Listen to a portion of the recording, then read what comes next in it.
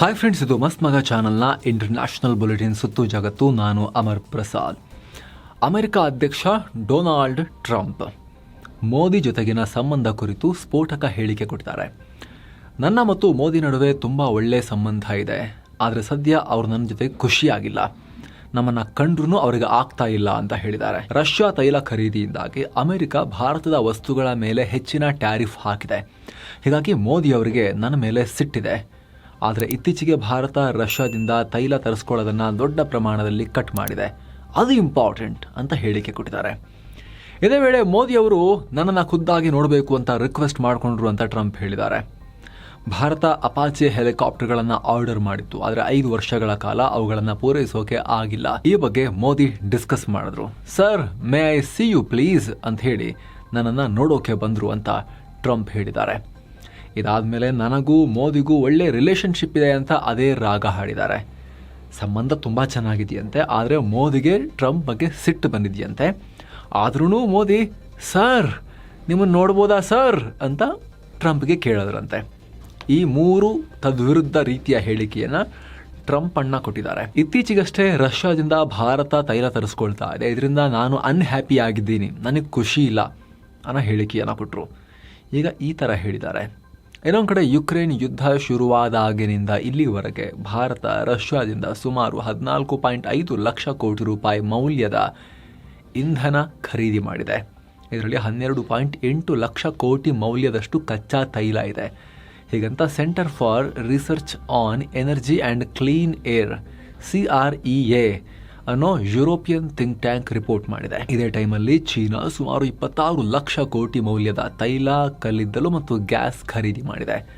ಈ ಮೂಲಕ ರಷ್ಯಾದಿಂದ ಅತಿ ಹೆಚ್ಚು ತೈಲ ಕೊಂಡುಕೊಳ್ಳುವ ರಾಷ್ಟ್ರಗಳ ಪಟ್ಟಿಯಲ್ಲಿ ಚೀನಾ ಬಿಟ್ಟರೆ ಭಾರತವೇ 2ನೇ ಸ್ಥಾನದಲ್ಲಿದೆ. ಪಾಶ್ಚಿಮಾತ್ಯ ರಾಷ್ಟ್ರಗಳು ರಷ್ಯಾ ಆಯಿಲ್ ಬ್ಯಾನ್ ಮಾಡಿದ ಮೇಲೆ ಭಾರತ ಡಿಸ್ಕೌಂಟ್ ರೇಟಲ್ಲಿ ಸಿಕ್ಕಾಪಟ್ಟೆ ಆಯಿಲ್ ಖರೀದಿ ಮಾಡಿದೆ ಅಂತ CREA ರಿಪೋರ್ಟ್ನಲ್ಲಿ ಉಲ್ಲೇಖ ಮಾಡಲಾಗಿದೆ. ಏನು ಸ್ನೇಹಿತರೆ, ಎಲ್ಲ ಮೆಂಬರ್ ಓನ್ಲಿ ವಿಡಿಯೋಸನ್ನು ನೀವು ಕೂಡ ನೋಡೋಕೆ ವಿಡಿಯೋ ಕೆಳಗಿರೋ ಜಾಯಿನ್ ಆಪ್ಷನ್ ಮೂಲಕ ಮಸ್ತ್ ಮಗ ಪ್ರೀಮಿಯಂ ಮೆಂಬರ್ಶಿಪ್ ಕುಟುಂಬವನ್ನು ಸೇರಬಹುದು ಆಸಕ್ತರು. ಇನ್ನು ಚೀನಾ ಮತ್ತೆ ಭಾರತಕ್ಕೆ ಪ್ರಚೋದನೆ ಕೊಡೋಕೆ ಶುರು ಮಾಡಿದೆ. ವಿವಾದಿತ ಪೂರ್ವ ಲಡಾಖ್ ಪ್ರದೇಶದ ಪ್ಯಾಂಗಾಂಗ್ ಸೋ ಸರೋವರದ ಬಳಿ ಭಾರತದ ಜಾಗದಲ್ಲಿ, ಅಂದರೆ 1962 ವಾರ್ ನಂತರ ಅವ್ರ ಕಂಟ್ರೋಲ್ನಲ್ಲೇ ಇದೆ ಅದು, ಆದರೆ ಅಧಿಕೃತವಾಗಿ ಅದು ಭಾರತದ ಜಾಗ. ಚೈನಾ ಆಕ್ಯುಪೈಡ್ ಜಮ್ಮು ಆ್ಯಂಡ್ ಕಾಶ್ಮೀರ್ನ ಅಡಿಯಲ್ಲಿ ಬರುತ್ತೆ ಅದು. ಅಲ್ಲಿ ಸೇನೆ ಕಳಿಸಿದೆ, ಈಗ ಮತ್ತಷ್ಟು ಸೇನೆ ಕಳಿಸಿದೆ. ಇದಕ್ಕೆ ಸಂಬಂಧಪಟ್ಟಂತೆ ಹೈ ರೆಸೊಲ್ಯೂಷನ್ ಸ್ಯಾಟಲೈಟ್ ಇಮೇಜಸ್ ಈಗ ಬಹಿರಂಗ ಆಗಿವೆ. 62 ವಾರ್ ಟೈಮ್ನಲ್ಲಿ ಭಾರತ ಚೀನಾ ಕಾದಾಟ ಆದಾಗ ಪ್ಯಾಂಗಾಂಗ್ ಸೋ ಸರೋವರದ ಬಳಿ ಇರೋ ಈ ಜಾಗವನ್ನು ಚೀನಾ ಅತಿಕ್ರಮಿಸಿ ನುಂಗಿ ಇಟ್ಕೊಂಡಿದೆ. ಇದು ಸಿರಿಜಾಪ್ ಪೋಸ್ಟ್ ಬಳಿ ಇದೆ. ಈ ಸಿರಿಜಾಪ್ 1962ರ ಯುದ್ಧದ ಟೈಮ್ನಲ್ಲಿದ್ದ ಭಾರತದ ಫಾರ್ವರ್ಡ್ ಪೋಸ್ಟ್. ಭಾರತ ಈ ಜಾಗ ನಮ್ದು ಅಂತ ಹೇಳಿದರೂ ಕೂಡ ಚೀನಾ ಅದನ್ನು ತನ್ನ ಕಂಟ್ರೋಲ್ಗೆ ತಗೊಂಡಿದೆ. ಆವತ್ತಿನಿಂದ ವಿವಾದಿತ ಜಾಗವಾಗಿಯೇ ಇದು ಉಳ್ಕೊಂಡಿತ್ತು. ಆದರೆ ಈಗ ಆ ಜಾಗದಲ್ಲೇ ಹೊಸ ಕಾಂಪ್ಲೆಕ್ಸ್ಗಳು, ಪರ್ಮನೆಂಟ್ ಸ್ಟ್ರಕ್ಚರ್ಗಳು ನಿರ್ಮಾಣ ಆಗ್ತಿದೆ. 2025ರ ಸೆಕೆಂಡ್ ಹಾಫ್ನಲ್ಲಿ, ಅಂದರೆ ಜುಲೈನಿಂದ ಡಿಸೆಂಬರ್ ಟೈಮ್ನಲ್ಲಿ ಈ ನಿರ್ಮಾಣ ಕಾರ್ಯಕ್ಕೆ ಭಾರಿ ವೇಗ ಸಿಕ್ಕಿದೆ. ಎಂಥ ವಾತಾವರಣದಲ್ಲೂ ತನ್ನ ಸೇನೆಯನ್ನು ಈ ವಿವಾದಿತ ಪ್ರದೇಶದಲ್ಲಿ ಉಳಿಸೋಕೆ ಡ್ರ್ಯಾಗನ್ ಈ ಆಟವನ್ನು ಹೂಡಿದೆ. ಇದರಿಂದ ಗಡಿಯಲ್ಲಿ ಭಾರತ ಮತ್ತು ಚೀನಾ ನಡುವಿನ ಉದ್ವಿಗ್ನತೆ ಮತ್ತಷ್ಟು ಜಾಸ್ತಿ ಆಗಬಹುದು ಅಂತ ತಜ್ಞರು ಹೇಳ್ತಿದ್ದಾರೆ. ಅಂದಹಾಗೆ ಇದೇ ವಿವಾದಿತ ಪ್ರದೇಶದಲ್ಲಿ ಚೀನಾ 2013ರಲ್ಲಿ ರೋಡ್ ಕೂಡ ನಿರ್ಮಾಣ ಮಾಡಿತ್ತು. ಭಾರತ ಮತ್ತು ಚೀನಾದ ಸೈನಿಕರು ಗಸ್ತು ತಿರುಗೋಕೆ ಈ ರೋಡ್ ಬಳಸ್ತಾ ಇದ್ರು. ಆದರೆ ಗಲ್ವಾನ್ ಸಂಘರ್ಷ ಆದ ನಂತರ ಭಾರತೀಯ ಸೈನಿಕರಿಗೆ ಗಸ್ತು ತಿರುಗೋಕೆ ಇಲ್ಲಿ ಅವಕಾಶ ಕೊಡಲಿಲ್ಲ. ಈಗ ಮತ್ತೆ ಇದೇ ವಿವಾದಿತ ಪ್ರದೇಶದಲ್ಲಿ ಚೀನಾ ಹೊಸ ಖ್ಯಾತೆ ಶುರು ಮಾಡಿದೆ. ಇನ್ನು ವೆನೆಜುವೆಲಾ ಅಧ್ಯಕ್ಷ ನಿಕೋಲಸ್ ಮಡುರೋರನ್ನ ಅಪಹರಣ ಮಾಡಿದ ನಂತರ ಅಮೆರಿಕ ಅಧ್ಯಕ್ಷ ಡೊನಾಲ್ಡ್ ಟ್ರಂಪ್ ವೆನೆಜುವೆಲಾನ ತಮ್ಮ ಕೈಗೊಂಬೆಯಂತೆ ಆಡಿಸೋಕೆ ಮುಂದಾಗಿದ್ದಾರೆ.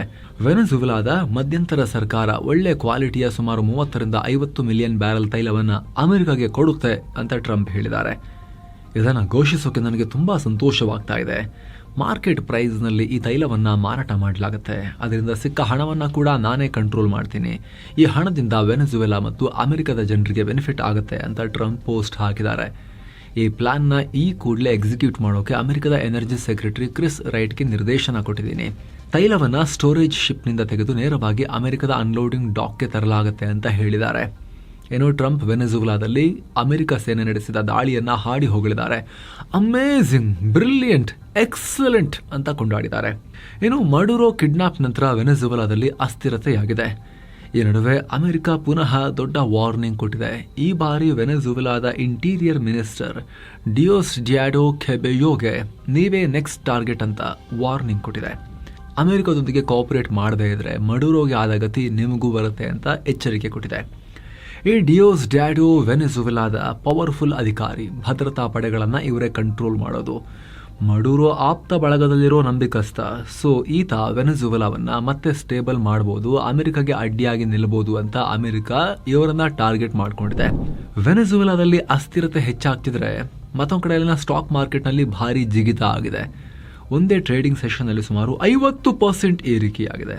ಮಡುರೋರನ್ನ ಹೇಗೋ ಅಮೆರಿಕ ಹೊತ್ಕೊಂಡು ಹೋಗಿದೆ. ಇದರಿಂದ ವೆನೆಜುವೆಲಾ ಹೊಸ ಪಾಲಿಸಿ ಕಡೆಗೆ ಶಿಫ್ಟ್ ಆಗ್ಬೋದು, ಆರ್ಥಿಕತೆ ಸುಧಾರಿಸ್ಬೋದು, ಮಾರ್ಕೆಟ್ ಮತ್ತು ಇನ್ವೆಸ್ಟರ್ ಫ್ರೆಂಡ್ಲಿ ಆಗ್ಬೋದು, ಸ್ಯಾಂಕ್ಷನ್ ಎಲ್ಲ ರಿಮೂವ್ ಆಗಿ ಆಯಿಲ್ ಸೆಕ್ಟರ್ ಮತ್ತೆ ಬೂಮ್ ಆಗ್ಬೋದು, ವಿದೇಶಿ ಹೂಡಿಕೆದಾರರು ಬರಬಹುದು ಅಂತೆಲ್ಲ ಕನಸು ಕಾಣೋಕೆ ಶುರು ಮಾಡಿದ್ದಾರೆ. ಒಂದೇ ಸೆಷನ್ ನಲ್ಲಿ ವೆನೆಜುವೆಲಾ ಸ್ಟಾಕ್ ಮಾರ್ಕೆಟ್ ನಲ್ಲಿ ಗೂಳಿ ರೊಚ್ಚಿಗೆದ್ಬಿಟ್ಟಿದೆ. ಇನ್ನು ವೆನೆಜುವೆಲಾದಲ್ಲಿ ಅಮೆರಿಕ ನಡೆಸಿದ ಆಪರೇಷನ್ ವೇಳೆ ಕ್ಯೂಬಾದ 32 ಪ್ರಜೆಗಳು ಕೂಡ ಮೃತಪಟ್ಟಿದ್ರು ಅಂತ ಕ್ಯೂಬಾ ಸರ್ಕಾರ ಹೇಳಿದೆ. ಇವರೆಲ್ಲ ವೆನೆಜುವೆಲಾ ರಿಕ್ವೆಸ್ಟ್ ಮೇರೆಗೆ ಮಡುರೋಗೆ ರಕ್ಷಣೆ ಕೊಡೋಕೆ ಹೆಲ್ಪ್ ಮಾಡ್ತಾ ಇದ್ರು. ಆದರೆ ಅಮೆರಿಕ ದಾಳಿಗೆ ಇವರು ಮೃತಪಟ್ಟರು ಅಂತ ಹೇಳಿದೆ. ಇಷ್ಟೆಲ್ಲ ಆಗ್ತಿರೋ ಹೊತ್ತಲ್ಲಿ ಟ್ರಂಪ್ ಸರ್ಕಾರದ ಕಣ್ಣು ಪುನಃ ಗ್ರೀನ್ಲ್ಯಾಂಡ್ ಕಡೆಗೆ ತಿರುಗಿದೆ. ಗ್ರೀನ್ಲ್ಯಾಂಡ್ ಅನ್ನ ತಮ್ಮ ತೆಕ್ಕೆಗೆ ತೆಗೆದುಕೊಳ್ಳೋಕೆ ಬೇರೆ ಬೇರೆ ಆಪ್ಷನ್ಸ್ನ ಡಿಸ್ಕಸ್ ಮಾಡ್ತಿದ್ದಾರೆ.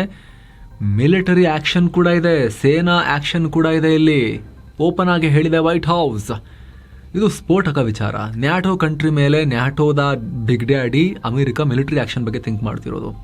ಇದ್ರ ಬಗ್ಗೆ ವಿಶೇಷ ವರದಿಯಲ್ಲಿ ಈ ದೊಡ್ಡ ಡೆವಲಪ್ಮೆಂಟ್ ಬಗ್ಗೆ ನಾವು ಅತಿ ಶೀಘ್ರದಲ್ಲಿ ಮಾಹಿತಿಯನ್ನು ಕೊಡ್ತೀವಿ ಸ್ನೇಹಿತರೆ. ಸಬ್ಸ್ಕ್ರೈಬ್ ಮಾಡಿರೋ ವೀಕ್ಷಕರಿಗೆ ಚಿಂತನೆ ಇಲ್ಲ, ನೇರವಾಗಿ ತಲುಪುತ್ತೆ. ಏನು ವೆನೆಜುವೆಲಾ ಪರಿಸ್ಥಿತಿ ಬಗ್ಗೆ ವಿದೇಶಾಂಗ ಸಚಿವ ಎಸ್ ಜೈಶಂಕರ್ ಮಾತನಾಡಿದ್ದಾರೆ. ಏನ್ ಮಾತನಾಡಿದ್ದಾರೆ ಅಂತ ನಾವು ಬಿಡಿಸಿ ಹೇಳ್ಬೇಕಂತಿಲ್ಲ. ಈ ಹಿಂದೆ ಎಲ್ಲ ಇಂಟರ್ನ್ಯಾಷನಲ್ ವಿಚಾರಗಳಲ್ಲಿ ಏನ್ ಹೇಳಿರ್ತಾರೋ ಅದನ್ನೇ ಹೇಳಿದ್ದಾರೆ. ಬಟ್ ಸ್ಟಿಲ್ ನಿಮಗೆ ಬೇಜಾರು ಬೇಡ ಅಂತ ರಿಪೀಟ್ ಮಾಡ್ತಿದ್ದೀವಿ. ಏನು ಹೇಳಿದ್ದಾರೆ ಗೊತ್ತಾ ವಿದೇಶಾಂಗ ಸಚಿವರು? ಭಾರತ ಇದನ್ನು ನೋಡ್ತಾ ಇದೆ, ಕಳವಳ ವ್ಯಕ್ತಪಡಿಸಿದೆ. ಉದ್ವಿಗ್ನತೆ ಕಮ್ಮಿ ಮಾಡ್ಕೋಬೇಕು ಎರಡೂ ರಾಷ್ಟ್ರಗಳು, ಮಾತುಕತೆಗೆ ಮುಂದಾಗಬೇಕು. ವೆನೆಜುವೆಲಾ ಜನರ ಸುರಕ್ಷತೆ ಇಂಪಾರ್ಟೆಂಟ್ ಮತ್ತು ಯೋಗಕ್ಷೇಮ ಇಂಪಾರ್ಟೆಂಟ್, ಅದಕ್ಕೆ ಆದ್ಯತೆ ಕೊಡಬೇಕು ಅಂತ ಒತ್ತಾಯ ಮಾಡಿದಾರಂತೆ. ಅಲ್ಲದೆ ಭಾರತ ಹಲವು ವರ್ಷಗಳಿಂದ ವೆನೆಜುವೆಲಾ ಜೊತೆಗೆ ಉತ್ತಮ ಸಂಬಂಧ ಹೊಂದಿದೆ. ಅಲ್ಲಿನ ಜನ ಸದ್ಯದ ಪರಿಸ್ಥಿತಿಯಿಂದ ಹೊರಬರಬೇಕು. ಜನ ಹೆಂಗೆ ಹೊರ ಬರ್ತಾರೆ? ಅವ್ರ ಪಾಡಿಗೆ ಹೊರ ಬಂದ್ಬಿಡ್ತಾರೆ. ಬಟ್ ಭಾರತ ಇದೇ ರೀತಿ ಹೇಳಿಕೆ ಕೊಡೋದಲ್ವಾ, ಮತ್ತೆ ಹಾಗೆ ಹೇಳಿಕೆ ಕೊಟ್ಟಿದ್ದಾರೆ. ಇವರು ಲಕ್ಸೆಂಬರ್ಗ್ ಪ್ರವಾಸದಲ್ಲಿದ್ದರು ಜೈಶಂಕರ್. ಆ ಟೈಮ್ನಲ್ಲಿ ಅಲ್ಲಿನ PM ಲುಕ್ ಫ್ರಿಡೇನ್ರನ್ನ ಮೀಟ್ ಮಾಡಿದ್ದಾರೆ. ತಂತ್ರಜ್ಞಾನ, ಹೂಡಿಕೆ, ಇನೋವೇಷನ್ ಕ್ಷೇತ್ರದಲ್ಲಿ ಎರಡು ರಾಷ್ಟ್ರಗಳ ನಡುವಿನ ದ್ವಿಪಕ್ಷೀಯ ಸಹಕಾರವನ್ನು ವೃದ್ಧಿಸುವ ಬಗ್ಗೆ ಡಿಸ್ಕಸ್ ಮಾಡಿದ್ದಾರೆ. ಇನ್ನು ಅಮೆರಿಕದ ಪ್ರಖ್ಯಾತ ಅರ್ಥಶಾಸ್ತ್ರಜ್ಞ ಜೆಫ್ರಿ ಸ್ಯಾಕ್ಸ್ ಅಮೆರಿಕ ಅಧ್ಯಕ್ಷ ಟ್ರಂಪ್ರ ಮುಂದಿನ ಪ್ಲಾನ್ ಬಗ್ಗೆ ಮಾತನಾಡಿದ್ದಾರೆ. ಇರಾನ್ ಟ್ರಂಪ್ರ ಮುಂದಿನ ಗುರಿಯಾಗಬಹುದು ಅಂತ ಹೇಳಿದ್ದಾರೆ. ಅಲ್ಲದೆ ಇರಾನ್ ಜೊತೆಗಿನ ಸಂಘರ್ಷ ವೆನೆಜುವೆಲಾಗಿಂತ ಭಯಾನಕವಾಗಿರುತ್ತೆ. ಈಗ ಆಲ್ರೆಡಿ ಇಸ್ರೇಲ್ ಪ್ರಧಾನಿ ಬೆಂಜಮಿನ್ ನೆತನ್ಯಾಹು ಟ್ರಂಪ್ರನ್ನ ಮೀಟ್ ಆಗಿದ್ದಾರೆ. ಇರಾನ್ ನೆಕ್ಸ್ಟ್ ಟಾರ್ಗೆಟ್ ಅಂತ ಇಬ್ಬರು ಜಂಟಿಯಾಗಿ ಸಿಗ್ನಲ್ ಕೊಟ್ಟಿದ್ದಾರೆ. ಇಸ್ರೇಲ್ ಅಮೆರಿಕಗಿಂತ ಕೆಟ್ಟ ರೋಗ್ ನೇಷನ್ ಅನ್ನೋ ಹೇಳಿಕೆ ಕೊಟ್ಟಿದ್ದಾರೆ. ಇನ್ನು ಇರಾನ್ ಬಗ್ಗೆಯೂ ಮಾತನಾಡಿದ್ದಾರೆ. ಇರಾನ್ ಬಳಿ ಹೈಪರ್ಸಾನಿಕ್ ಮಿಸೈಲ್ಗಳಿವೆ. ಜಗತ್ತಿನ ಪ್ರಮುಖ ರಾಷ್ಟ್ರಗಳಿಂದ ಇರಾನ್ ಸುತ್ತುವರೆದಿದೆ. ಇಲ್ಲಿ ಸಂಘರ್ಷ ಶುರುವಾದರೆ ಜಾಗತಿಕ ಉದ್ವಿಗ್ನತೆ ಗ್ಯಾರಂಟಿ ಅನ್ನೋ ರೀತಿಯಲ್ಲಿ ಹೇಳಿಕೆ ಕೊಟ್ಟಿದ್ದಾರೆ. ಮತ್ತೊಂದು ಕಡೆ ಟ್ರಂಪ್ಗೂ ಈ ಸ್ಯಾಕ್ಸ್ ತಿವಿದಿದ್ದಾರೆ. ಈಗ ಅಮೆರಿಕ ಟ್ರಂಪ್ ಕಂಟ್ರೋಲ್ ತಪ್ಪಿದೆ. ಅಮೆರಿಕ ಸಂವಿಧಾನದಿಂದ ನಡೆಯಲ್ಲ, ಇದು ಡೀಪ್ ಸ್ಟೇಟ್ ಮತ್ತು ಮಿಲಿಟರಿಯಿಂದ ನಡೆಯುತ್ತೆ ಅಂತ ಹೇಳಿದ್ದಾರೆ. CIA ಮತ್ತು ಪೆಂಟಗನ್ ಅಮೆರಿಕದ ವಿದೇಶಾಂಗ ನೀತಿಯನ್ನು ನಡೆಸ್ತಾ ಇದ್ದಾವೆ. ಯುದ್ಧ, ಹತ್ಯೆ, ದಂಗೆ, ಸೋಕಾಲ್ಡ್ ಕ್ರಾಂತಿಗಳ ಮೂಲಕ ರೆಜಿಮ್ ಚೇಂಜ್ ಮಾಡೋದೇ ಅಮೆರಿಕದ ವಿದೇಶಾಂಗ ನೀತಿಯ ಒಂದು ಪಿಲ್ಲರ್. ಆದರೆ ಬ್ರಿಕ್ಸ್ ರಾಷ್ಟ್ರಗಳು ಟ್ರಂಪ್ ಥರ ಜಗತ್ತು ನಡಿಬೇಕು ಅಂತ ಬಯಸಲ್ಲ. ಅಂತಾರಾಷ್ಟ್ರೀಯ ಕಾನೂನು ಮತ್ತು ವಿಶ್ವಸಂಸ್ಥೆ ಚಾರ್ಟರ್ ಪ್ರಕಾರ ನಡಿಬೇಕು ಅಂತ ಬಯಸ್ತವೆ. ಸದ್ಯ ಈಗಿನ ಪರಿಸ್ಥಿತಿ ಬ್ರಿಕ್ಸ್ಗೆ ತುಂಬ ಅವಕಾಶ. ಭಾರತ ಈ ವರ್ಷ ಬ್ರಿಕ್ಸ್ಗೆ ಅಧ್ಯಕ್ಷತೆ ವಹಿಸಿದೆ. ಜಗತ್ತಿನ ಅತಿ ಹೆಚ್ಚು ಜನಸಂಖ್ಯೆಯನ್ನು ಬ್ರಿಕ್ಸ್ ಪ್ರತಿನಿಧಿಸುತ್ತೆ ಅಂತ ಹೇಳಿದ್ದಾರೆ. ಮತ್ತೊಂದು ಕಡೆ ಇರಾನ್ನಲ್ಲಿ ನಡೀತಾ ಇರೋ ಪ್ರತಿಭಟನೆ ಸ್ವಲ್ಪ ಶಾಂತವಾಗೋ ರೀತಿ ಕಾಣಿಸ್ತಾ ಇದೆ. ಈ ಬಗ್ಗೆ ಇರಾನ್ ರಾಯಭಾರಿ ಮೊಹಮ್ಮದ್ ಪಟಾಲಿ ಮಾತನಾಡಿದ್ದಾರೆ. ಇರಾನ್ನಲ್ಲಿ ಸದ್ಯ ಪರಿಸ್ಥಿತಿ ಕಂಟ್ರೋಲ್ಗೆ ಬಂದಿದೆ. ಭಾರತದ ಪ್ರಜೆಗಳಿಗೆ ಇರಾನ್ನಲ್ಲಿ ಯಾವುದೇ ಬೆದರಿಕೆ ಇಲ್ಲ ಅಂತ ಹೇಳಿದ್ದಾರೆ. ಇನ್ನೊಂದು ಕಡೆ ಪಾಕಿಸ್ತಾನಕ್ಕೆ ಚೀನಾ ಕ್ಲಾಸ್ ತಗೊಂಡಿದೆ. ನೋಡ್ರಿ, ನಮ್ದು ವ್ಯವಹಾರ ಕರೆಕ್ಟ್ ಫಿನಿಶ್ ಮಾಡ್ಕೊಳ್ಳಿ, ನೀವು ಆಮೇಲೆ ಅಮೆರಿಕ ಜೊತೆಗೆ ನೀವು ರೊಮ್ಯಾನ್ಸ್ ಮಾಡಿ ಅಂತ. ಅದೇ ವರ್ಡ್ಸ್ ಹೇಳಲಿಲ್ಲ, ಬಟ್ ಹಾಗೆ ಅದೇ ಅರ್ಥ ಬರೋ ಥರ. China Pakistan economic corridor CPEC ಯೋಜನೆಗಳು ಆಮೆಗತಿಯಲ್ಲಿ ಸಾಗ್ತಿರೋದಕ್ಕೆ ಆ ಟೈಮ್ನಲ್ಲೇ ಮುನೀರಾ ಹೋಗಿ ಟ್ರಂಪ್ ತೊಡೆಮೆ ಹತ್ತಿ ಕೂತ್ಕೊಂಡಿರೋದಕ್ಕೆ ಚೀನಾ ರೊಚ್ಚಿಗೆದ್ದಿದೆ. ಹೊಸದ್ರ ಬಗ್ಗೆ ಆಮೇಲೆ ಥಿಂಕ್ ಮಾಡಿ, ಮೊದಲು ನಮ್ಮ ಜೊತೆ ಮಾಡ್ಕೊಂಡಿರೋ ಕಮಿಟ್ಮೆಂಟ್ಸ್ನ ಫುಲ್ಫಿಲ್ ಮಾಡಿ ಅಂತ ಚೀನಾ ಅಧಿಕಾರಿಗಳು ಪಾಕ್ಗೆ ತರಾಟೆ ತಗೊಂಡಿದ್ದಾರೆ. ಅಷ್ಟು ಮಾತ್ರ ಅಲ್ಲ, ಪಾಕ್ನಲ್ಲಿ ಚೀನಾ ಪ್ರಜೆಗಳ ಮೇಲೆ ನಡೀತಾ ಇರೋ ಉಗ್ರ ದಾಳಿಗಳ ಬಗ್ಗೆ ಕೂಡ ತೀವ್ರ ಅಸಮಾಧಾನವನ್ನು ಚೀನಾ ಹೊರಹಾಕಿದೆ. ನಮ್ಮ ಪ್ರಜೆಗಳ ಸುರಕ್ಷತೆಗೆ ಮೊದಲ ಆದ್ಯತೆ ಕೊಡಿ ಅಂತ ತಾಕೀತು ಮಾಡಿದೆ. ಬೀಜಿಂಗ್ನಲ್ಲಿ ನಡೆದ ಪಾಕ್ ಚೈನಾ ವಿದೇಶಾಂಗ ಸಚಿವರ ನಿಯೋಗ ಮಟ್ಟದ ಮಾತುಕತೆ ವೇಳೆ ಈ ಎಲ್ಲ ಚರ್ಚೆಯಾಗಿದೆ ಅನ್ನೋ ಮಾಹಿತಿ ಬರ್ತಾ ಇದೆ. ಕಳೆದ ಸೆಪ್ಟೆಂಬರ್ನಲ್ಲಿ ಚೀನಾ ಪಾಕ್ ಎರಡೂ ಸೇರಿ ಜಂಟಿಯಾಗಿ CPEC 2.0 ಯೋಜನೆ ಹ್ಯಾಂಡಲ್ ಮಾಡೋದಾಗಿ ಹೇಳ್ಕೊಂಡಿದ್ವು. ಅದಾದ ಸ್ವಲ್ಪ ದಿನಗಳ ನಂತರ ಮೊದಲ ಹಂತದ ಯೋಜನೆ ಕುರಿತು ಪಾಕ್ ಪ್ರಧಾನಿ ಶಹಬಾಜ್ ಶರೀಫ್ ಪರಿಶೀಲನಾ ಸಭೆ ನಡೆಸಿದ್ರು. ಆಗ ಯೋಜನೆಗಳೆಲ್ಲ ಫುಲ್ ಡಿಲೇ ಆಗಿರೋದು ಗೊತ್ತಾಗಿ ಅಧಿಕಾರಿಗಳಿಗೆ ಸಲಹೆ ಕೊಟ್ಟಿದ್ರು. ಆದ್ರೆ ಇದೇ ಅವಧಿಯಲ್ಲಿ ಮುನೀರಾ ಪಾಕಿಸ್ತಾನವನ್ನ ಸೀದಾ ಟ್ರಂಪ್ ಅಂಗಳಕ್ಕೆ ಎಳ್ಕೊಂಡು ಹೋಗಿ ಟ್ರಂಪ್ ಆಸ್ಥಾನದಲ್ಲಿ ಅವರ ಮನರಂಜನೆಗೆ ನರ್ತನ ಮಾಡೋ ರೀತಿಯಲ್ಲಿ ಪಾಕಿಸ್ತಾನವನ್ನ ತಗೊಂಡೋಗ್ಬಿಟ್ಟಿದ್ರು ಮುನೀರ್. ಆದ್ರೆ ಇದೇ ಅವಧಿಯಲ್ಲಿ ಅಸೀಂ ಮುನೀರ್ ಪಾಕಿಸ್ತಾನವನ್ನ ಅಮೆರಿಕಾಗೆ ತೀರಾ ಹತ್ರ ಎಳ್ಕೊಂಡು ಹೋಗೋಕೆ ಪ್ರಯತ್ನವನ್ನ ಶುರು ಮಾಡಿದ್ದು. ಅದನ್ನು ನೋಡಿ ಚೀನಾ ಕಣ್ ಕೆಂಪಗಾಗಿದೆ. ಈಗ ಏನೋ ಪಾಕಿಸ್ತಾನದ ಅಸಲಿ ಬಣ್ಣ ಮತ್ತೆ ಬಯಲಾಗಿದೆ. ಆಪರೇಷನ್ ಸಿಂಧೂರ್ ವೇಳೆ ಭಾರತದ ವಿರುದ್ಧ ಪಾಕಿಸ್ತಾನ ಅಮೆರಿಕದಲ್ಲಿ ಏನೆಲ್ಲ ಕಿತಾಪತಿ ಮಾಡಿದೆ ಅನ್ನೋದು ಈಗ ಲೀಕ್ ಆಗಿರೋ ಡಾಕ್ಯುಮೆಂಟ್ಸ್ ಇಂದ ಗೊತ್ತಾಗಿದೆ. ಪಹಲ್ಗಾಮ್ ಉಗ್ರ ದಾಳಿಗೆ ಭಾರತ ಆಪರೇಷನ್ ಸಿಂಧೂರ್ ಮಾಡಿ ಪಾಕ್ಗೆ ಸರಿಯಾಗಿ ಪೆಟ್ಕೊಟ್ಟಿತ್ತು. ಅದಾದ ನಂತರ ಪಾಕಿಸ್ತಾನಕ್ಕೆ ಅಮೆರಿಕ ಇದ್ದಕ್ಕಿದ್ದಂತೆ ಪರೋಕ್ಷವಾಗಿ ಬೆಂಬಲ ಕೊಡೋಕೆ ಶುರು ಮಾಡ್ತು. ಪಾಕ್ ಮತ್ತು ಅಮೆರಿಕ ಸಂಬಂಧ ದಿಢೀರಂತ ಹೊಸ ರೂಪ ಪಡ್ಕೊಳ್ತು. ಈಗ ಇದಕ್ಕೆ ಅಸಲಿ ಕಾರಣ ಗೊತ್ತಾಗ್ತಾ ಇದೆ. ಭಾರತ ದಾಳಿ ಮಾಡಿದ ಬೆನ್ನಲ್ಲೇ ಪಾಕ್ ಅಮೆರಿಕಗೆ ಇನ್ನಿಲ್ಲದ ಆಸೆಗಳನ್ನು ತೋರಿಸಿತ್ತು. ಆ ಮೂಲಕ ತನ್ನ ಪರ ವಾತಾವರಣ ಸೃಷ್ಟಿಯಾಗುವಂತೆ ನೋಡ್ಕೊಂಡಿತ್ತು ಅಂತ ಈಗ ರಿವೀಲ್ ಆಗಿದೆ. ಇದಕ್ಕಾಗಿ ಪಾಕಿಸ್ತಾನ ಅಮೆರಿಕದಲ್ಲಿ ಬರೋಬ್ಬರಿ $5 ಮಿಲಿಯನ್ ಅಂದರೆ ಸುಮಾರು 44 ಕೋಟಿ ರೂಪಾಯಿ ಕೊಟ್ಟು ಲಾಬಿಯಿಂಗ್ ಕಂಪನಿಗಳನ್ನು ಹೈರ್ ಮಾಡಿತ್ತು. ಪಾಕ್ ಪರ ಲಾಬಿ ಮಾಡೋಕೆ ಸೆಡೆನ್ ಲಾ ಮತ್ತು ಜಾವೆಲಿನ್ ಅಡ್ವೈಸರ್ಸ್ ಅನ್ನೋ ಕಂಪನಿಗಳನ್ನು ಬಳಸ್ಕೊಂಡಿತ್ತು. ಭಾರತ ಖರ್ಚು ಮಾಡಿದ್ದಕ್ಕಿಂತ 3 ಪಟ್ಟು ಹೆಚ್ಚು ದುಡ್ಡನ್ನು ಪಾಕಿಸ್ತಾನ ಆ ಟೈಮ್ನಲ್ಲಿ ಲಾಬಿ ಮಾಡೋದಕ್ಕೆ ಸುರಿದಿತ್ತು. ಅಮೆರಿಕದ ಪೆಂಟಗನ್, ಸ್ಟೇಟ್ ಡಿಪಾರ್ಟ್ಮೆಂಟ್, ಎಂಪಿಗಳು ಹೀಗೆ ಸಿಕ್ಕವರ ಕಾಲು ಹಿಡಿದಿತ್ತು. ಒಂದು ಬಾರಿ ಭಾರತದ ಆರ್ಭಟದಿಂದ ಮುಕ್ತಿ ಕೊಡಿಸಿ ಅಂತ 60ಕ್ಕೂ ಅಧಿಕ ಸೀಕ್ರೆಟ್ ಮೀಟಿಂಗ್ಗಳನ್ನು ಪಾಕಿಸ್ತಾನ ಮಾಡಿತ್ತು. ಈ ಸಂದರ್ಭದಲ್ಲಿ ಕಾಶ್ಮೀರ ವಿಚಾರ, ಪ್ರಾದೇಶಿಕ ಭದ್ರತೆ, ಅಣು ಯುದ್ಧದ ಅಪಾಯ, ಅಮೆರಿಕ ಪಾಕ್ ಸಂಬಂಧ, ಇದರ ಬಗ್ಗೆ ಎಲ್ಲ ಚರ್ಚೆಯಾಗಿತ್ತು. ರೇರ್ ಅರ್ತ್ ಮಿನರಲ್ಸ್ ಬಿಸ್ನೆಸ್ನ ಆಸೆ ತೋರಿಸಿ ಟ್ರಂಪ್ ಆಡಳಿತದೊಂದಿಗೆ ಕ್ಲೋಸ್ ಆಗೋಕ್ಕೂ ಟ್ರೈ ಮಾಡ್ತು. ಇದರ ಫಲವಾಗಿ ಪಾಕ್ ಆರ್ಮಿ ಚೀಫ್ ಅಸೀಂ ಮುನೀರ್ಗೆ ವೈಟ್ ಹೌಸ್ನಲ್ಲಿ ಟ್ರಂಪ್ರನ್ನ ಮೀಟ್ ಮಾಡೋಕೆ ಚಾನ್ಸ್ ಸಿಕ್ತು ಅಂತ ಲೀಕ್ ಆಗಿರೋ ಮಾಹಿತಿಯಿಂದ ಗೊತ್ತಾಗಿದೆ. ಇನ್ನು ಪಾಕಿಸ್ತಾನ ತನ್ನದೇ ಹರಿದೋಗಿದ್ರು ಕೂಡ ಬೇರೆಯವರಿಗೆ ಬಟ್ಟೆ ಹೊಲ್ಕೊಡಕ್ ಹೊರಟಿದೆ. 2025ರಲ್ಲಿ ಬರೋಬ್ಬರಿ $10 ಬಿಲಿಯನ್ ರಕ್ಷಣಾ ರಫ್ತು ಒಪ್ಪಂದವನ್ನ ಮಾಡ್ಕೊಂಡಿದೆಯಂತೆ. ಯಾವುದೆಲ್ಲ ಎಲ್ಲ ಚೈನಾ ಮೇಡ್ ಆಟಿಕೆಗಳನ್ನ ಮಾರ್ತಾರಂತೆ. ನೋಡಿ ಇಲ್ಲಿ ಖರೀದಿದಾರರು ಯಾರು ಅಂತ ಕೂಡ.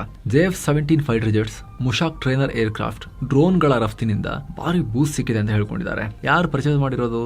ಲಿಬಿಯಾ, ಅಜರ್ಬೈಜಾನ್, ಇವರು ಪ್ರಮುಖ ಗ್ರಾಹಕರು ಪಾಕಿಸ್ತಾನಕ್ಕೆ. ಹಾಗೆ ಇನ್ನಿತರ ಆಫ್ರಿಕನ್ ರಾಷ್ಟ್ರಗಳು, ಒಂದಷ್ಟು ಏಷ್ಯನ್ ರಾಷ್ಟ್ರಗಳಿಗೂ ಕೂಡ ಪಾಕಿಸ್ತಾನ ಶಸ್ತ್ರಾಸ್ತ್ರಗಳನ್ನ ಕಳಿಸ್ಕೊಟ್ಟಿದೆಯಂತೆ. ಇನ್ನು ಭಾರತ ಬಾಂಗ್ಲಾ ನಡುವಿನ ಕ್ರಿಕೆಟ್ ಸಂಘರ್ಷದಲ್ಲಿ ಮತ್ತಷ್ಟು ಬೆಳವಣಿಗೆಗಳಾಗಿವೆ.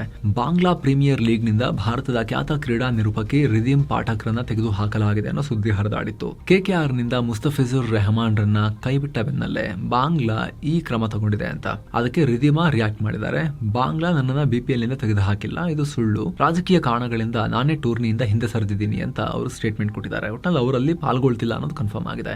ಇನ್ನೊಂದ್ ಕಡೆ ಮುಂದಿನ T20 ವಿಶ್ವಕಪ್ ನಲ್ಲಿ ನಮ್ಮ ಪಂದ್ಯಗಳನ್ನ ಭಾರತ ಬಿಟ್ಟು ಬೇರೆ ಕಡೆಗೆ ಆಡಿಸಿ ಅಂತ ಬಾಂಗ್ಲಾ ಕ್ರಿಕೆಟ್ ಬೋರ್ಡ್ ICCಗೆ ರಿಕ್ವೆಸ್ಟ್ ಮಾಡ್ಕೊಂಡಿತ್ತು. ಆದ್ರೆ ಬಾಂಗ್ಲಾ ಮನವಿಗೆ ICC ತಣ್ಣೀರು ಹಾಕಿದೆ ಅನ್ನೋ ವರದಿ ಬರ್ತಾ ಇವೆ. ನಿಮ್ಮ ಪಂದ್ಯಗಳನ್ನ ಭಾರತದಲ್ಲಿ ಆಡಬೇಕು, ಸೇಫ್ಟಿ ವಿಚಾರವನ್ನ ಮುಂದಿಟ್ಟು ಸ್ಥಳಾಂತರಿಸೋಕೆ ಸಾಧ್ಯ ಇಲ್ಲ, ನೀವು ಆಡೋಕೆ ಬರೋದಿಲ್ಲ ಅಂದ್ರೆ ಆ ಪಂದ್ಯಗಳಲ್ಲಿ ನೀವು ಸೋತಿದ್ದೀರಿ ಅಂತ ಪರಿಗಣಿಸ್ತೇವೆ, ಎದುರಾಳಿ ತಂಡಕ್ಕೆ ಪೂರ್ಣ ಪಾಯಿಂಟ್ಸ್ ಕೊಡ್ತೀವಿ ಅಂತ ICC ವಾರ್ನಿಂಗ್ ಕೊಟ್ಟಿದೆ ಅನ್ನೋ ಮಾಹಿತಿ ಬರ್ತಾ ಇದೆ. ಆದ್ರೆ ಬಾಂಗ್ಲಾ ಬೋರ್ಡ್ ಮಾತ್ರ ICC ನಮಗೆ ಈ ರೀತಿ ವಾರ್ನಿಂಗ್ ಕೊಟ್ಟೇ ಇಲ್ಲ ಅಂತ ಹೇಳಿದೆ. ಮತ್ತೊಂದು ಕಡೆ ಬಾಂಗ್ಲಾದಲ್ಲಿ ತೀವ್ರ ಗದ್ದಲ ಮೂಡಿಸಿದ್ದ ಶರೀಫ್ ಉಸ್ಮಾನ್ ಹದಿ ಹತ್ಯೆ ಕೇಸ್ನಲ್ಲಿ ಮಹತ್ವದ ಬೆಳವಣಿಗೆಯಾಗಿದೆ. ಈ ಪ್ರಕರಣ ಸಂಬಂಧ ಒಟ್ಟು 17 ಆರೋಪಿಗಳ ವಿರುದ್ಧ ಬಾಂಗ್ಲಾ ಪೊಲೀಸರು ಆರೋಪ ಪಟ್ಟಿ ಸಲ್ಲಿಸಿದ್ದಾರೆ. ಇದರಲ್ಲಿ ಶೇಖ್ ಹಸೀನಾ ನೇತೃತ್ವದ ಅವಾಮಿ ಲೀಗ್ ಪಕ್ಷದ ವಿದ್ಯಾರ್ಥಿ ಘಟಕವಾದ ಛಾತ್ರ ಲೀಗ್ನ ಕೈವಾಡ ಇದೆ ಅಂತ ಯುಎಸ್ ಸರ್ಕಾರ ಆರೋಪಿಸಿದೆ. ಇನ್ನು ಬಾಂಗ್ಲಾದಲ್ಲಿ ಮತಾಂಧರ ಕೈಗೆ ಸಿಕ್ಕುವ ಅಲ್ಪಸಂಖ್ಯಾತರ ಪರಿಸ್ಥಿತಿ, ಎಸ್ಪೆಷಲಿ ಅಲ್ಲಿನ ಅಲ್ಪಸಂಖ್ಯಾತ ಹಿಂದೂಗಳ ಪರಿಸ್ಥಿತಿ ಮತ್ತಷ್ಟು ಹಾಳಾಗ್ತಾ ಇದೆ. ಕಳ್ಳತನ ಕಳ್ಳತನದ ಆರೋಪ ಹೊರಿಸಿ ಗುಂಪೊಂದು ಹಿಂದೂ ವ್ಯಕ್ತಿಯೊಬ್ಬರನ್ನ ಅಟ್ಟಾಡಿಸಿದೆ. ಪ್ರಾಣ ಉಳಿಸಿಕೊಳ್ಳೋಕೆ ಕಾಲುವೆಗೆ ಹಾರಿ ಆಮೇಲೆ ಪ್ರಾಣ ಬಿಟ್ಟಿದ್ದಾರೆ. ಇವ್ರನ್ನ 25 ವರ್ಷದ ಮಿಥುನ್ ಸರ್ಕಾರ್ ಅಂತ ಗುರುತಿಸಲಾಗಿದೆ. ಬಾಂಗ್ಲಾದ ಬಂಡಾರ್ಪುರ್ನಲ್ಲಿ ಈ ಘಟನೆಯಾಗಿದೆ. ಇದು ಅಫ್ಘಾನಿಸ್ತಾನದ ಒಳಗಡೆ ಗಲಾಟೆಯಾಗಿದೆ. ಚಿನ್ನದ ಗಣಿಗಾರಿಕೆ ವಿರೋಧಿಸಿ ನಡೆದ ಪ್ರತಿಭಟನೆ ಹಿಂಸಾಚಾರಕ್ಕೆ ತಿರುಗಿರೋ ವಿಚಾರ ತಕಾರ್ ಪ್ರಾಂತ್ಯದಲ್ಲಿ ಆಗಿದೆ. ಪರಿಣಾಮ 6 ಜನ ಪ್ರಾಣ ಕಳ್ಕೊಂಡಿದ್ದಾರೆ, ಹಲವರು ಗಾಯಗೊಂಡಿದ್ದಾರೆ. ಮೈನಿಂಗ್ ಕಂಪನಿಗಳಿಗೆ ಸೇರಿದ ವಾಹನ ಮತ್ತವರ ಎಕ್ವಿಪ್ಮೆಂಟ್ಗಳಿಗೆ ಪ್ರತಿಭಟನಾಕಾರರು ಬೆಂಕಿ ಹಾಕಿದ್ದಾರೆ. ಗಣಿಯಿಂದ ಪರಿಸರಕ್ಕೆ ಹಾನಿಯಾಗುತ್ತೆ, ಇದರಿಂದ ನಮ್ಮ ಕೃಷಿ ಭೂಮಿಯನ್ನು ಕಳ್ಕೊಳ್ಬೇಕಾಗುತ್ತೆ, ಜೊತೆಗೆ ಗಣಿಗಾರಿಕೆಯಿಂದ ಬಂದ ಲಾಭವನ್ನ ಕಂಪನಿಗಳು ನಮಗೇನು ಕೊಡೋದಿಲ್ಲ ಅಂತ ಹೇಳಿ ಗಲಾಟೆ ಮಾಡಿದ್ದಾರೆ. ಇನ್ನು UAE ಹಾಗೂ ಸೌದಿ ಅರೇಬಿಯಾ ನಡುವೆ ಇತ್ತೀಚೆಗೆ ನಡೆದ ಪ್ರಾಕ್ಸಿ ವಾರ್ನಿಂದ ಯೆಮೆನ್ ನಲ್ಲಿರೋ ಸುಕೋತ್ರಾ ದ್ವೀಪದಲ್ಲಿ ಪ್ರವಾಸಿಗರು ಪರದಾಡ್ತಿದ್ದಾರೆ. ಸುಮಾರು 400ರಿಂದ 600 ಪ್ರವಾಸಿಗರು ಸಿಕ್ಕಾಕೊಂಡಿದ್ದಾರೆ. ಅದರಲ್ಲಿ Poland, Lithuania, Russia, UK, France, American ಪ್ರವಾಸಿಗರು ಕೂಡ ಇದ್ದಾರೆ. ಅಲ್ಲಿಗ ಸೌದಿ ಒತ್ತಡಕ್ಕೆ ಮಣಿದು UAE ತನ್ನ ಸೇನೆಯನ್ನ ವಾಪಸ್ ಪಡೆದಿದೆ. ಇದರಿಂದ ಇಷ್ಟು ದಿನ UAE ಕಂಟ್ರೋಲ್ ನಲ್ಲಿದ್ದ ಈ ಸುಕೋತ್ರಾ ದ್ವೀಪದಲ್ಲಿರೋ ಏರ್ಪೋರ್ಟ್ಗೆ ದಿಕ್ಕು ದೆಸೆ ಇಲ್ಲಂತಾಗಿದೆ. ಏರ್ಪೋರ್ಟ್ ನಿಭಾಯಿಸೋರು ಯಾರು ಇಲ್ಲ. ಅಲ್ಲಿಗೆ ಹೋಗಿರೋ ಪ್ರವಾಸಿಗರು ಈಗ ಅಲ್ಲಿ ಸ್ಟ್ರಕ್ ಆಗಿದ್ದಾರೆ. ತೈವಾನ್ನ F-16 ಯುದ್ಧ ವಿಮಾನವೊಂದು ತರಬೇತಿ ವೇಳೆ ಸಮುದ್ರಕ್ಕೆ ಬಿದ್ದಿದೆ. ಪೂರ್ವ ಕರಾವಳಿಯಲ್ಲಿ ಹಾರಾಟ ನಡೆಸ್ತಾ ಇದ್ದಾಗ ಏಕಾಏಕಿ ವಿಮಾನದಲ್ಲಿ ದೋಷ ಕಾಣಿಸಿಕೊಂಡು ಈ ಅವಘಡ ಉಂಟಾಗಿದೆ. ಕ್ರಾಶ್ ಆಗೋ ಮುನ್ನವೇ ಪೈಲಟ್ ಪ್ಯಾರಾಚೂಟ್ ಮೂಲಕ ಎಜೆಕ್ಟ್ ಆಗಿದ್ದಾರೆ ಅನ್ನೋ ಮಾಹಿತಿ ಸಿಕ್ಕಿದೆ. ಈಗ ಸಮುದ್ರದಲ್ಲಿ ಹೆಲಿಕಾಪ್ಟರ್ಗಳನ್ನು ಬಳಸಿ ಪೈಲಟ್ಗಾಗಿ ಹುಡುಕಾಟ ನಡೆದಿದೆ. ಯುಕ್ರೇನ್ ಜೊತೆಗಿನ ಯುದ್ಧ ಕುರಿತು ಪುಟಿನ್ ಬಿಗ್ ಸ್ಟೇಟ್ಮೆಂಟ್ ಕೊಟ್ಟಿದ್ದಾರೆ. ಆರ್ಥೋಡಾಕ್ಸ್ ಕ್ರಿಸ್ಮಸ್ ಹಬ್ಬದ ಕಾರ್ಯಕ್ರಮದಲ್ಲಿ ಮಾತನಾಡಿದ ಪುಟಿನ್, ಯುಕ್ರೇನ್ ಮೇಲಿನ ಆಕ್ರಮಣವನ್ನ ಪವಿತ್ರ ಕಾರ್ಯ ಅಂತ ಕರೆದಿದ್ದಾರೆ. ನಮ್ಮ ಯೋಧರು ಧೈರ್ಯ ಮತ್ತು ಶೌರ್ಯದಿಂದ ದೇಶವನ್ನ ರಕ್ಷಿಸ್ತಾ ಇದ್ದಾರೆ. ಅವರ ಕುಟುಂಬಗಳಿಗೆ ನಾವು ಸದಾ ಬೆಂಬಲವಾಗಿ ನಿಲ್ತೀವಿ ಅಂತ ಹೇಳಿದ್ದಾರೆ. ಮತ್ತೊಂದು ಕಡೆ ರಷ್ಯಾ ಯುಕ್ರೇನ್ ಯುದ್ಧಕ್ಕೆ ಬ್ರೇಕ್ ಹಾಕೋಕೆ ತಯಾರಿ ನಡೀತಾ ಇದೆ. ಒಂದು ವೇಳೆ 2 ರಾಷ್ಟ್ರಗಳ ನಡುವೆ ಶಾಂತಿ ಒಪ್ಪಂದ ಆದ್ರೆ ಆಗ ಯುಕ್ರೇನ್ನ ರಕ್ಷಣೆಗಾಗಿ ತಮ್ಮ ಸೈನಿಕರನ್ನ ಕಳಿಸೋಕೆ ಬ್ರಿಟನ್ ಮತ್ತು ಫ್ರಾನ್ಸ್ ಒಪ್ಕೊಂಡಿವೆ. ಪ್ಯಾರಿಸ್ನಲ್ಲಿ ನಡೆದ ಶೃಂಗಸಭೆಯಲ್ಲಿ ಈ ಐತಿಹಾಸಿಕ ತೀರ್ಮಾನಕ್ಕೆ ಬರಲಾಗಿದೆ. ಇದೇ ವೇಳೆ ಅಮೆರಿಕದ ಪ್ರತಿನಿಧಿಗಳು ಕೂಡ ಈ ಯೋಜನೆಗೆ ಸಂಪೂರ್ಣ ಬೆಂಬಲ ಕೊಟ್ಟಿದ್ದಾರೆ. ಶಾಂತಿ ಒಪ್ಪಂದದ ನಂತರ ಯುಕ್ರೇನ್ ರಕ್ಷಣೆಗೆ ನಾವು ಸಿದ್ಧ ಅನ್ನೋ ಭರವಸೆ ಕೊಟ್ಟಿದ್ದಾರೆ. ಹಾಗೆ ಕದನ ವಿರಾಮ ಆದ ಮೇಲೆ ಮೇಲ್ವಿಚಾರಣೆಯನ್ನ ಅಮೆರಿಕ ಮಾಡುತ್ತೆ ಅನ್ನೋ ಬಗ್ಗೆ ಕೂಡ ಚರ್ಚೆಯಾಗಿದೆ. ಇನ್ನು ಯುರೋಪ್ನಲ್ಲಿ ಭಾರಿ ಹಿಮಪಾತ ಆಗಿದೆ. ಫ್ರಾನ್ಸ್ನಲ್ಲಿ ರಸ್ತೆ ಅಪಘಾತ ಉಂಟಾಗಿ ಕನಿಷ್ಠ 5 ಪ್ರಾಣ ಕಳ್ಕೊಂಡಿದ್ದಾರೆ. ಪ್ಯಾರಿಸ್ ಮತ್ತು ಆಮ್ಸ್ಟರ್ಡ್ಯಾಂ ನಗರಗಳಲ್ಲಿ 106 ವಿಮಾನಗಳನ್ನು ರದ್ದುಗೊಳಿಸಲಾಗಿದೆ. ರಸ್ತೆ ಸಂಚಾರ ಮತ್ತು ರೈಲು ಸೇವೆಗಳಿಗೂ ಅಡಚಣೆ ಉಂಟಾಗಿದೆ. ಜನಜೀವನ ಅಸ್ತವ್ಯಸ್ತವಾಗಿದೆ. ಸೋ ಫ್ರೆಂಡ್ಸ್, ಇದಾಗಿತ್ತು ಇವತ್ತಿನ ಜಗತ್ತಿನ ಸುತ್ತಾಟ. Thank you so much. ಆಗ್ಲೇ ಹೇಳಿದ ಮಸ್ಮಗ ಪ್ರೀಮಿಯಂ ಮೆಂಬರ್ಶಿಪ್ ಅನ್ನ ಆಸಕ್ತರು ವಿಡಿಯೋ ಕೆಳಗಿರೋ ಜಾಯಿನ್ ಬಟನ್ ಮೂಲಕ ಸೇರ್ಬೋದು. ಆಮೇಲೆ ಎಲ್ಲ member only special videos, weekly business news, current power ಎಲ್ಲ ಪ್ರೋಗ್ರಾಮ್ಸ್ನ ಮೆಂಬರ್ ಓನ್ಲಿ ಬೆನಿಫಿಟ್ಸ್ನ ನೀವು ಕೂಡ ಆಕ್ಸೆಸ್ ಮಾಡ್ಬೋದು. ಆಸಕ್ತರು ಚೆಕ್ ಮಾಡಿ. ಮತ್ತೆ ಭೇಟಿ ಆಗ್ತಿರೋಣ. ನಮಸ್ತೆ.